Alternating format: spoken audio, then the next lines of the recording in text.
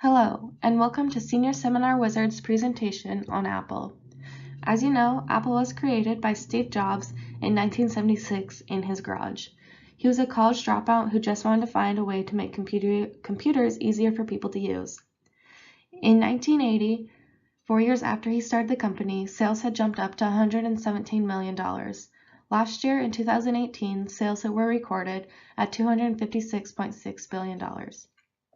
The popularity of Apple has increased brand recognition and loyalty. During this semester, we found many opportunities that they could improve on, but the one we focused on for this project was the use of clean and green technology. We thought they could create a machine to deconstruct all Apple devices to eliminate waste from the company. During this presentation, you'll find our research and processes that we went through as a team to come up with this goal. Let's meet our team now. Thanks, Marissa.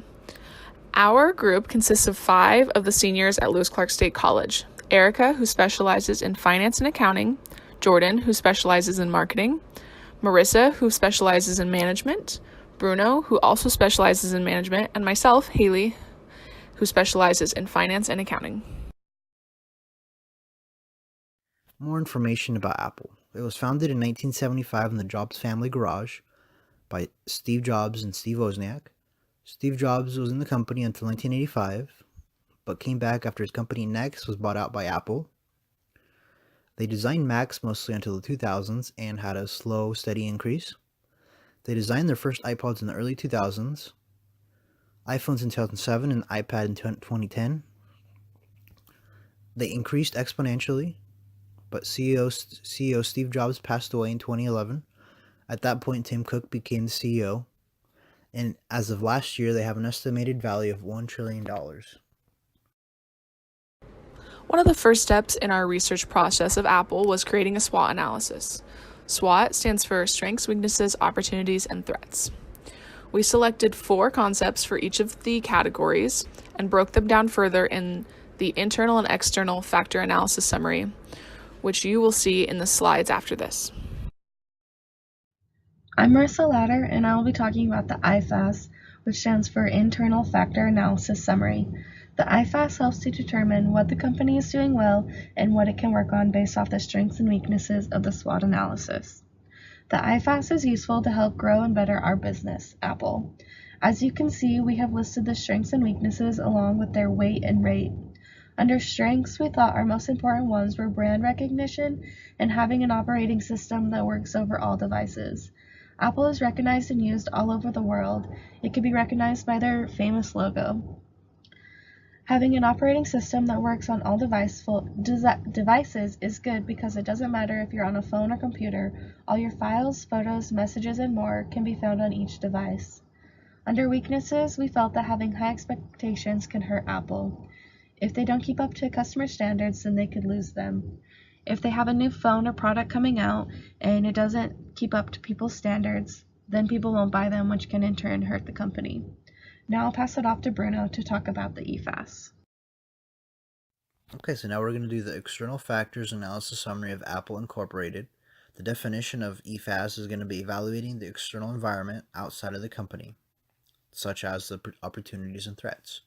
So now as we get to the opportunities, we see the main one of green, essentially going green or having green eco-friendly technology. We believe green becoming eco-friendly in their products, their projects, and their production. Now, Apple's already started this process by recently having a 100% zero waste certified supply chain in India, which they aim to have around the world as well. The next opportunity that we think is going to be crucial for them is use of artificial intelligence within Apple products. They've had Siri on their devices for the past 5 years, but now they've recently hired an AI chief named John Giandria who aims to take their division of AI into another level in the coming decade. Okay, so now as we get to threats, their main threat is the rising labor costs in other countries, specifically China. Their wage demands there have increased, and it's not helping that the countries there are demanding that they have more environmental regulations that come with higher taxes due to the higher rates of pollution that they're experiencing from these types of companies such as Apple. The next is going to be counterfeit knockoffs. In recent times, there have been companies or Chinese citizens that have started making their own knockoff Apples, knockoff iPads, anything like that. So this is costing Apple revenue that they would have had otherwise, and the only way we can see that they could handle this is by handling it legally. TOES analysis. Our group focused on green eco-friendly technology.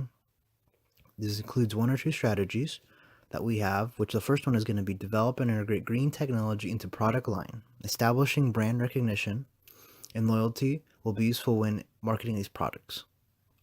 The next thing is this is going to exceed the consumer expectations by integrating green technology into Apple's production process and products. And now I'm going to send it over to Erica to talk about strategy formulation. Thank you.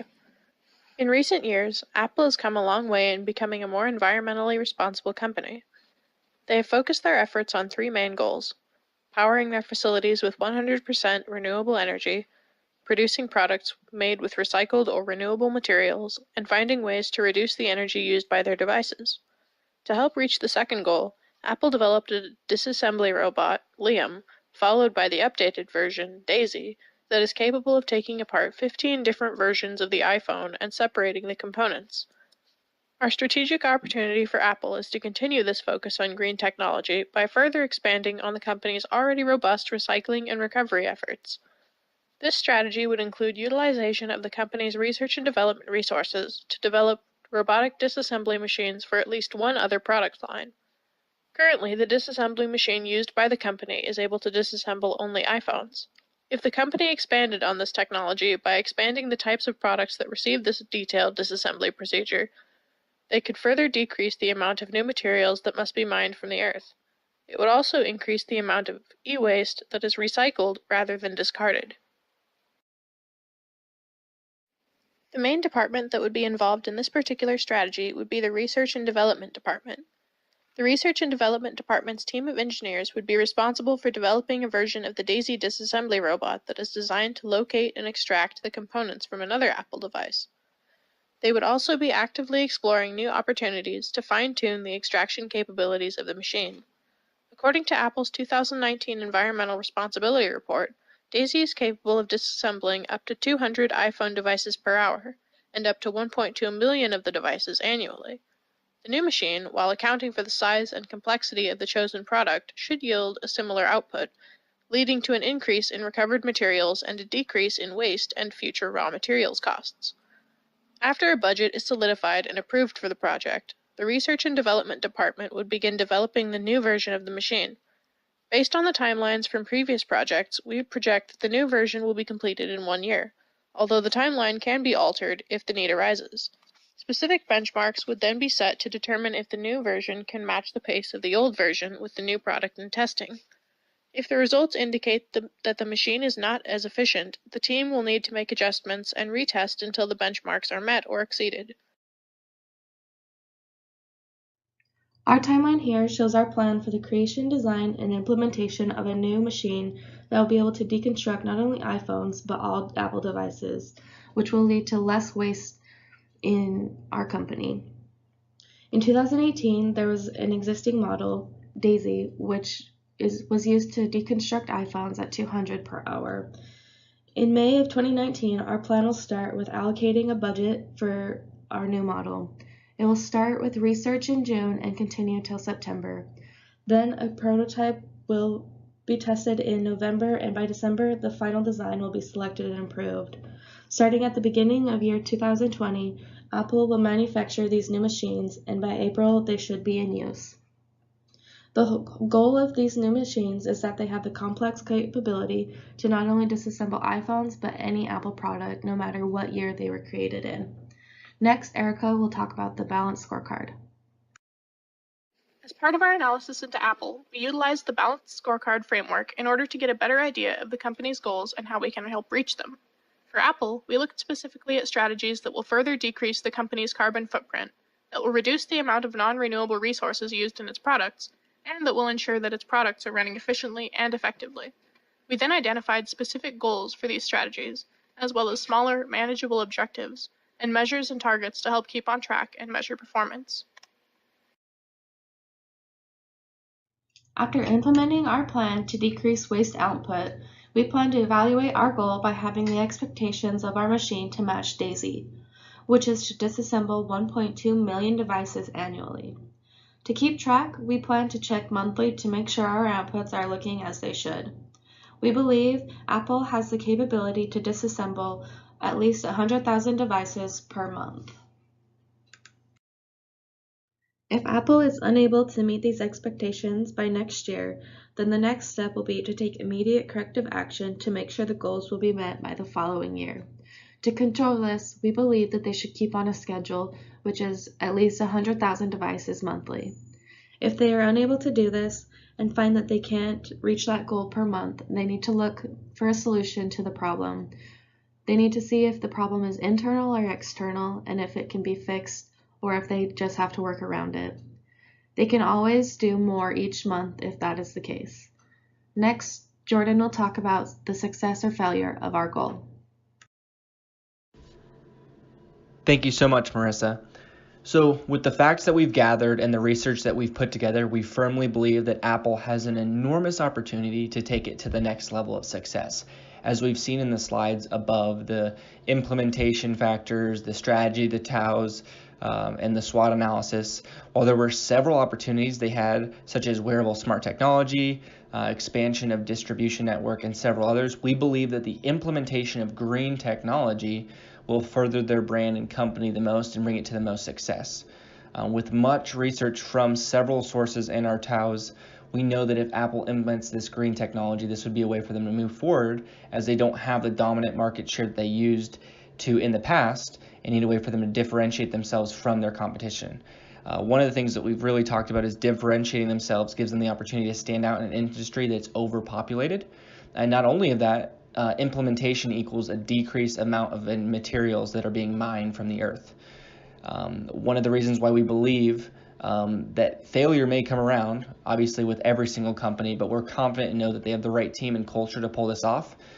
They've been around for a long time and have a long history of success.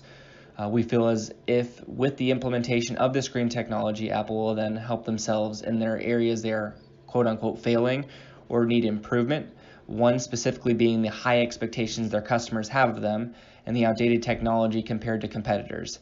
This is why we would believe implementing green technology will be a step in the right direction and something that the consumer will appreciate. We learned a couple of really valuable things from this whole semester, and a couple different things that stuck out really to us was one, everything was a challenge. And we know that with challenge, regardless if that was the SWOT analysis, the TOWs, every time there's a challenge, there's an opportunity for us to learn and grow. So as a team, we really saw that as a great opportunity. Secondly, as we broke down the company, we really started to realize that when you break down a company, there's so much analysis that goes into it, and there's so many factors to make a company successful. So when you think you know when a company is successful, as you actually break it down, the analysis, you start to see, wow, all the different parts and roles that each piece of the company plays to make it a success. Another thing that we all agreed upon is that we started to actually understand how a business works. It sounds easy and charming to run a company, but once you actually dive deep into it, you start to realize all the hard tasks and the relentless effort and work it takes. Last but not least, I think the biggest thing that we've learned as a team is communication and teamwork. When we first started this semester, it was kind of, all over the place. And as we've now gathered towards the end of the semester, we now realize how important it is to communicate and really understand what each person's role is and realize that we all have strengths and weaknesses that we can work on. And if we tie those all together, we can become one really strong unit. So communication, positivity, and teamwork. Overall, we learned so many valuable lessons from this exercise, and it gave us the opportunity to take a company like Apple that is so good and make it even better. And it gave us an opportunity to take a group of people who are decent and make us even better as a team. Thank you so much. The resources we used to construct this presentation are listed on the screen now. Thank you so much for listening to our presentation, and have a nice day.